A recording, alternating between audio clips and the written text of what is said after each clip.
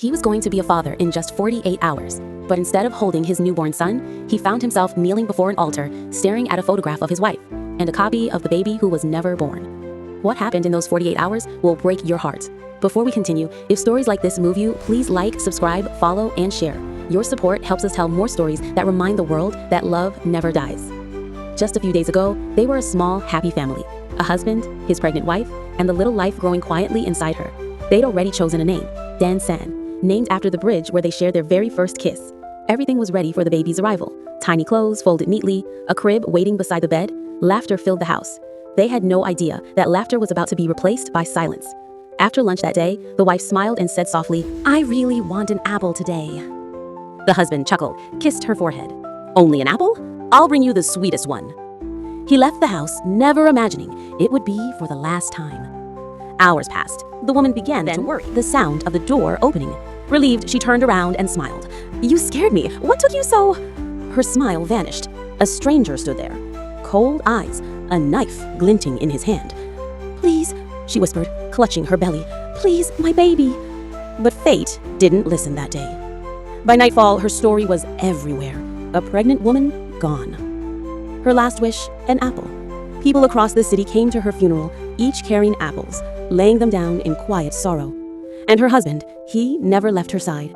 He sat before her picture for days, whispering, "You promised we'd be a family."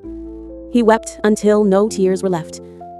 Somewhere in that same city lived Dong Zhu, a man said to possess a divine gift, the ability to speak with souls. When he heard about the woman, something within him stirred.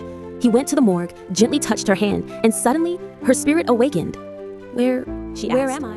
Dong Zhu hesitated, then whispered, "You've passed on. I'm sorry." Her eyes widened, tears fell, not for herself, but for her unborn child.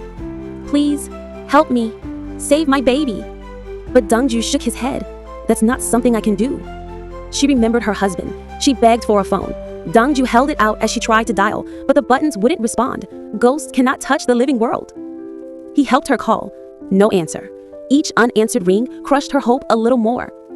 "He's going to follow me," she cried. "He's going to die too." Dong Zhu ran everywhere, begging people to help him find the husband. But who would believe a man who talks to ghosts? Days passed, the funeral approached, and still no sign of him. Then, a single clue. A radio story retelling the tragedy, mentioning that their first kiss had been on Dang San Bridge. Dong Zhu froze. Dang San, the baby's name, the bridge, the promise, everything connected. On the bridge where it all began, the husband stood alone. Wind howled around him. He whispered to the darkness, "Mangam." He took a step forward when suddenly a delivery boy who had heard the story from Dong Zhu grabbed him from behind. "Stop," he shouted. "Your wife left you a letter." The man froze mid-tear. A letter? The boy nodded. She said, "If you ever miss her, hold an apple, taste it, and remember her." The man collapsed to his knees, sobbing. That letter was Dong Zhu's idea. He had written down her final words and played them over the radio, hoping her husband would hear them before it was too late. It worked. The man went home, picked up an apple, and whispered, "You wanted apples that day." He squeezed the fruit with his bare hands, drop by drop, until the juice filled a glass.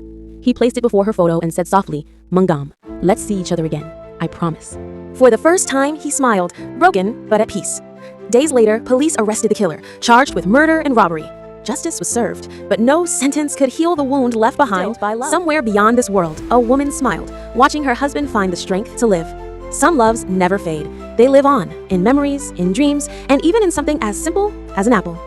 If this story touched your heart, please like, share, and subscribe for more stories of love, loss, and miracles. And remember, true love never dies. It just waits for the next hello.